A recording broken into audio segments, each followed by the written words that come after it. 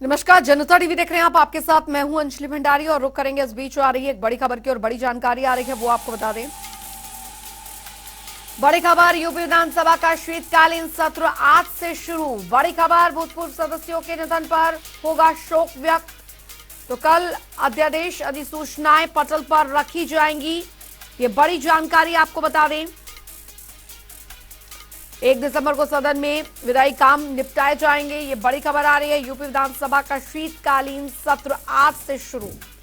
तो भूतपूर्व सदस्यों के निधन पर शोक व्यक्त किया जाएगा, ये बड़ी खबर आपको बता दें। कल अध्यादेश अधिसूचनाएं पटल पर रखी जाएंगी। 30 नवंबर को अनुपूरक और तौकीर किदवई संवाददाता हमारे साथ जुड़ गए हैं ज्यादा जानकारी के साथ। तौकीर, आज यूपी विधानसभा का शीतकालीन सत्र आज से शुरू होने जा रहा है।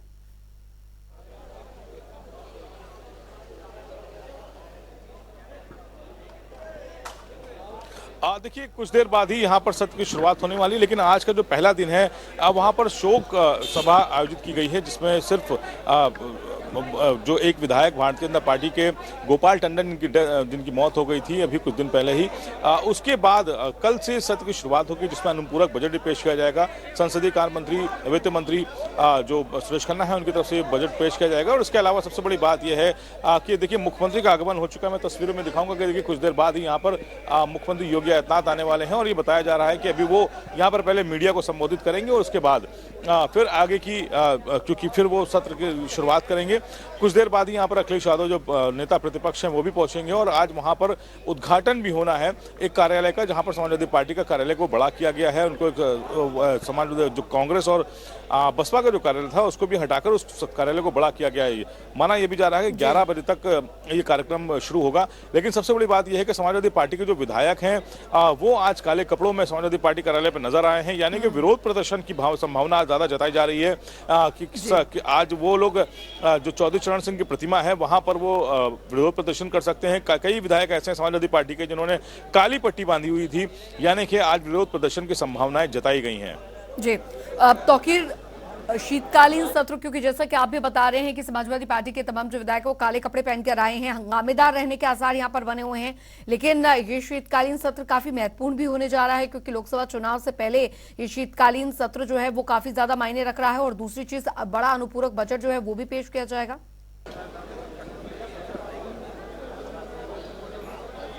देखिए, मैं अभी कुछ देर पहले ही शिवपाल सिंह यादव ने भी एक ट्वीट किया और कहा है कि जो जमीनी मुद्दे हैं उन पर बात नहीं होती। सत्र के दौरान सवाल जवाब की गुंजाइश बहुत कम रहती है। ऐसे में जो सरकार है वो मुद्दों से भटकाती है। अब देखना ये भी है कि किस तरह से आज का, क्योंकि आज का माना जा रहा है कि सिर्फ 10 मिनट की एक शोक सभा के बाद सदन स्थगित हो जाएगा और उसके बाद कल जो कार्रवाई है वो शुरू की जाएगी।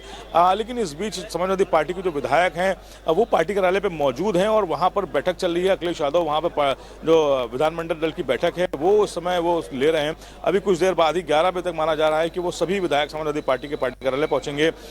मुख्यमंत्री को लेकर यहाँ पे अलर्ट हो गया है। कुछ देर बाद वो मुख्यमंत्री यहाँ पर आने वाले हैं और संबोधित करने के बाद इस सत्र की शुरुआत की जाएगी।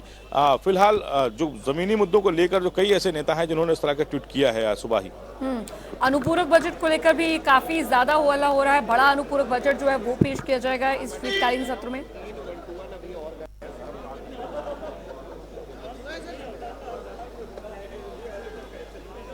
किनारे हो जरा, आवाज नहीं आ रही।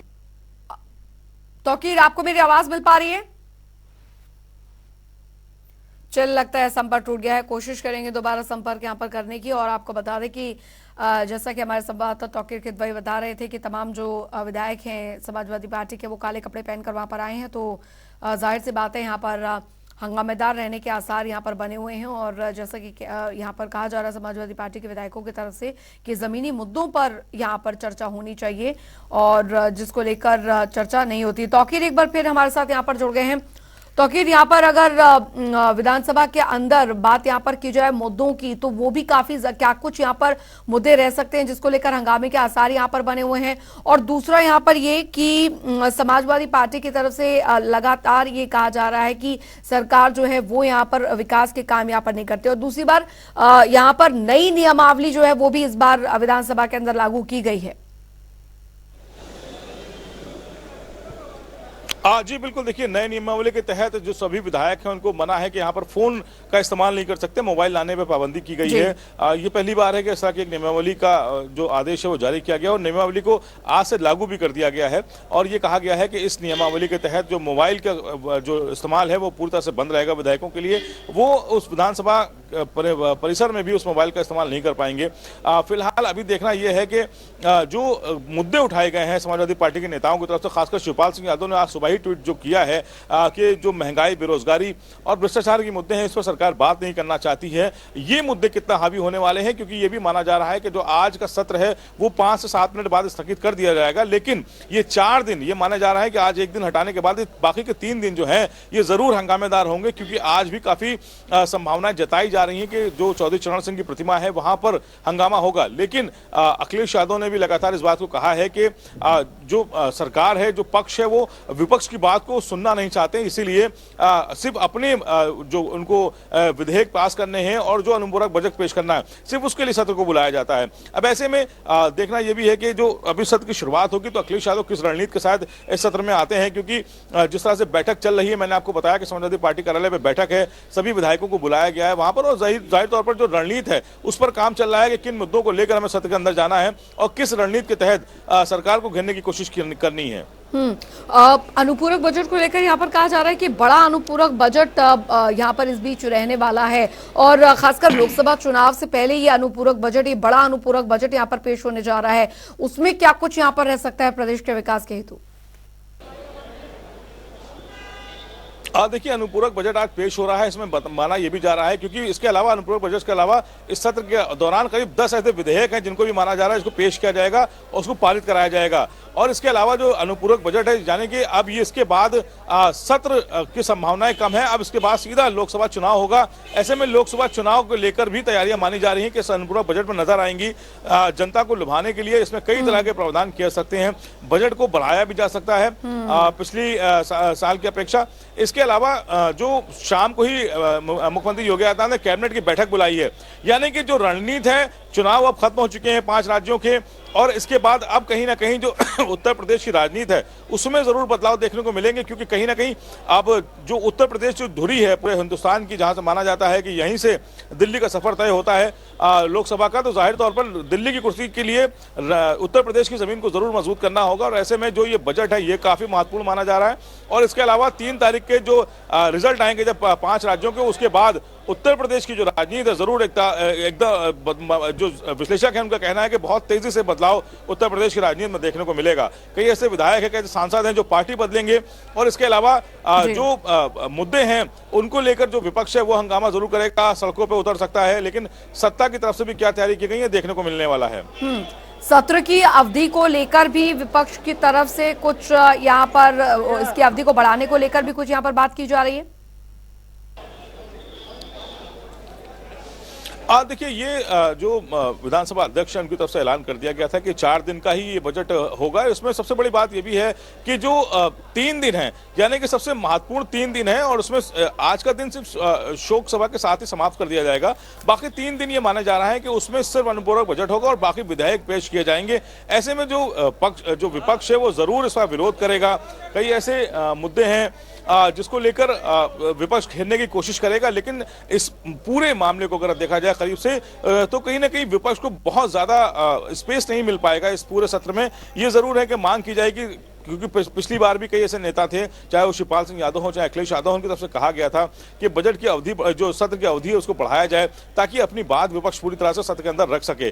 फिलहाल अभी ये माना जा रहा है कि ये 3 दिन जो है यही इसमें ही सिर्फ विधेयक और अनुपूरक बजट पेश किया जाएगा, और इसके बाद जरूर, क्योंकि अनुपूरक बजट होने के बाद, पेश होने के बाद जरूर राजनीति पर इसकी चर्चा जरूर होगी, चाहे पक्ष हो चाहे विपक्ष, इस बजट को लेकर आगे जरूर देखने को मिल सकती है। चलिए, बहुत बहुत शुक्रिया तौकीर किदवई इस तमाम जानकारी के लिए। आपसे आगे भी अपडेट हम इस खबर पर लेते रहेंगे। तो शीतकालीन सत्र का आगाज आज से होने जा रहा है।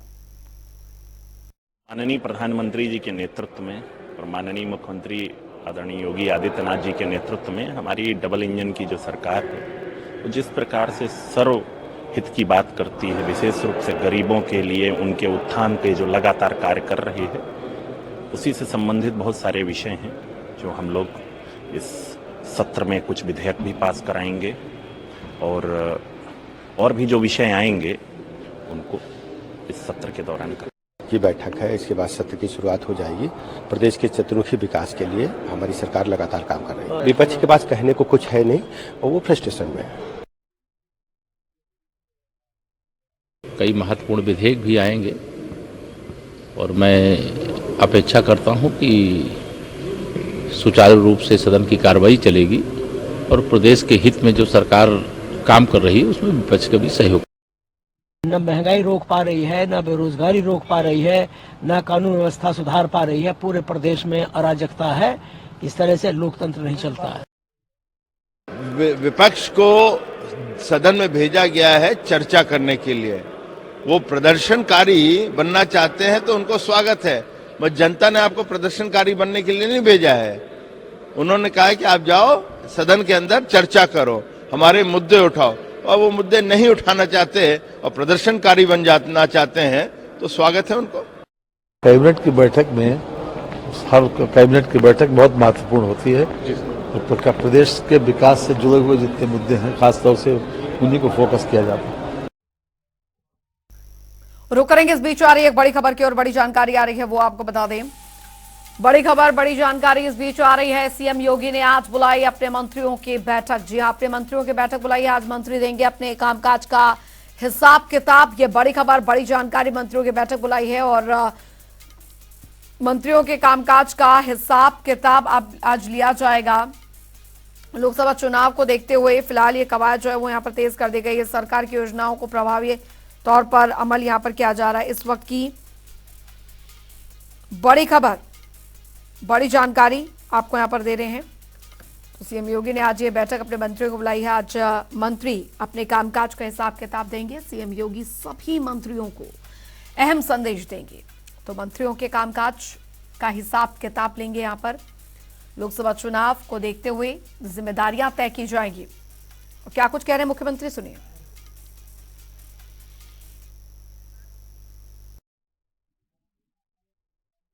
चालित करने, गरिमापूर्ण तरीके से संसदीय पूरे होंगे।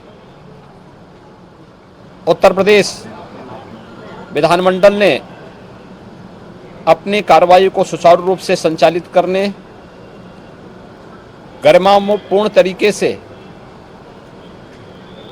संसदीय लोकतांत्रिक प्रणाली को पुष्ट करते हुए बहुत महत्वपूर्ण मुद्दों पर पिछले 6.5 वर्ष से चर्चा परिचर्चा को आगे बढ़ाने में एक नई सफलता प्राप्त की है। पिछले 6.5 वर्ष के अंदर उत्तर प्रदेश विधानमंडल में कार्रवाई जिस गरिमापूर्ण तरीके से लोकतंत्र की सच्ची भावनाओं का प्रतिनिधित्व करते हुए संवाद परिसंवाद को पुष्ट करते हुए आगे बढ़ी है, वह लोगों के लिए कौतूहल और आश्चर्य का विषय भी बना हुआ है।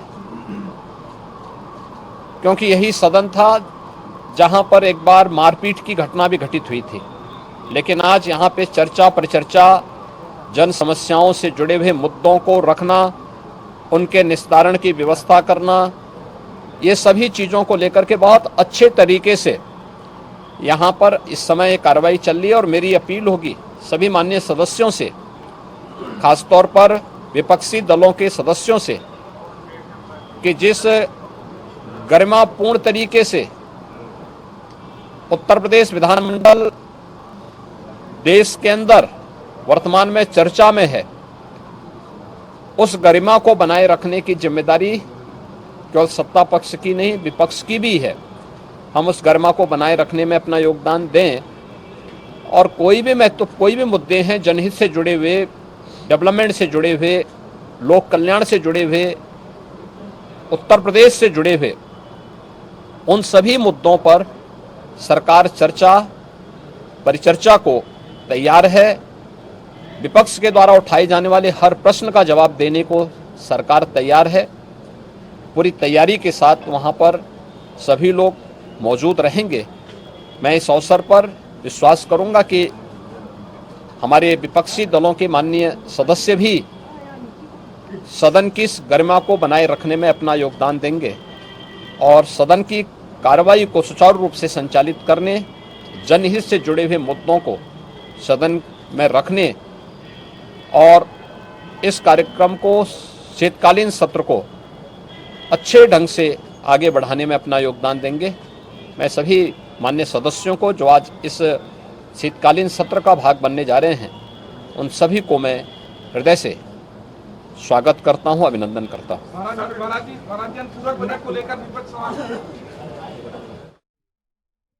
शीतकालीन सत्र शुरू होने से पहले मुख्यमंत्री योगी आदित्यनाथ का ये संबोधन, एक प्रेस ब्रीफिंग यहां पर मीडिया के सामने, और उन्होंने कहा है कि सत्र सुचारू रूप से चले, मैं यही यहां पर आशा करता हूं। आगे बढ़ेंगे, एक और बड़ी खबर की ओर करेंगे। बड़ी जानकारी आ रही है, वो आपको बता दें। बड़ी खबर, बड़ी जानकारी, ज्ञानव्यापी परिसर में एएसआई सर्वे का मामला, ये इस वक्त की बड़ी खबर। वाराणसी से जिला जज की अदालत में आज पेश होगी रिपोर्ट। तो आज रिपोर्ट पेश होगी, ये इस वक्त की बड़ी खबर आपको बता दें। सीलबंद लिफाफे में कोर्ट में पेश होगी रिपोर्ट। तो 110 दिन से अधिक चला ज्ञानव्यापी परिसर में सर्वे और ये रिपोर्ट आज सबमिट होगी। एएसआई के सर्वे रिपोर्ट पर टिकी सबकी निगाहें आज इस रिपोर्ट पर टिकी हुई हैं। ज्ञानव्यापी परिसर में एएसआई सर्वे का काम पूरा और जिला जज की अदालत में आज पेश होने जा रही है रिपोर्ट। इस वक्त की ये बड़ी खबर आपको बता रहे हैं। तो आज कोर्ट में दाखिल होगी रिपोर्ट, सीलबंद लिफाफे में कोर्ट में पेश होगी रिपोर्ट। इस वक्त की बड़ी खबर, 110 दिनों से अधिक चला ज्ञानव्यापी परिसर में सर्वे और फिलहाल एएसआई की सर्वे रिपोर्ट पर सबकी निगाहें टिकी हुई हैं।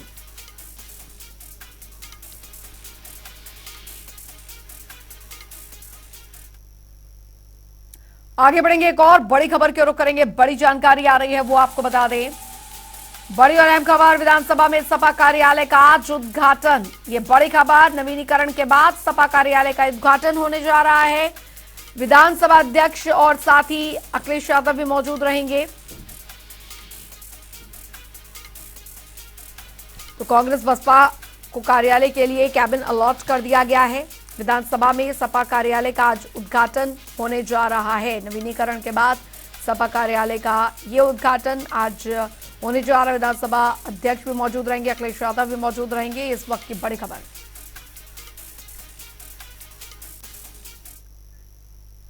आगे बढ़ेंगे, एक और बड़ी खबर की ओर करेंगे। बड़ी जानकारी आ रही है अयोध्या से, जहां पर राम मंदिर की स्थायी सुरक्षा समिति बैठक आज, इस वक्त की बड़ी खबर। तो राम जन्मभूमि परिसर की सुरक्षा पर रिव्यू बैठक यहां पर की जा रही है। प्राण प्रतिष्ठा से पहले सुरक्षा समिति की बैठक आज होने जा रही है। प्राण प्रतिष्ठा के लिए मंदिर की सुरक्षा का खाका तैयार हो रहा है। अयोध्या पहुंचने में एडीजी सुरक्षा, ADG zone, IG, SSP, PSC समेत अन्य एजेंसियों के अधिकारी होंगे मौजूद। आगे बढ़ेंगे, एक और बड़ी खबर की ओर करेंगे। बड़ी जानकारी आ रही है, बड़ी खबर, बड़ी जानकारी। इस बीच सीएम पुष्कर सिंह धामी उत्तरकाशी पहुंचे। जी हां, उत्तरकाशी पहुंच चुके हैं। सिलक्यारा टनल रेस्क्यू स्थल पर पहुंचे सीएम। तो रेस्क्यू स्थल का सीएम धामी ने जायजा लिया है। उत्तरकाशी में तेजी से रेस्क्यू ऑपरेशन जो है वो चल रहा है। सुरंग में सब ठीक है, जल्द वापसी होगी, मुख्यमंत्री का बयान। सुरंग के अंदर मैनुअल ड्रिलिंग में तेजी आई है और 52 मीटर तक ड्रिलिंग अब तक हो चुकी है। ये फिलहाल अपडेट यहाँ पर दिया गया है। सीएम पुष्कर सिंह धामी उत्तरकाशी पहुंचे हैं, ये इस वक्त की बड़ी खबर। सिलक्यारा टनल में अभी भी जो मजदूर हैं वो वहां पर फंसे हुए हैं। अभी भी उन्हें निकालने का पूरा प्रयास यहां पर किया जा रहा है और मैनुअली ड्रिलिंग हो रही है, जो कि अभी काफी तेजी से हो रही है। 52 मीटर तक ड्रिलिंग हो चुकी है।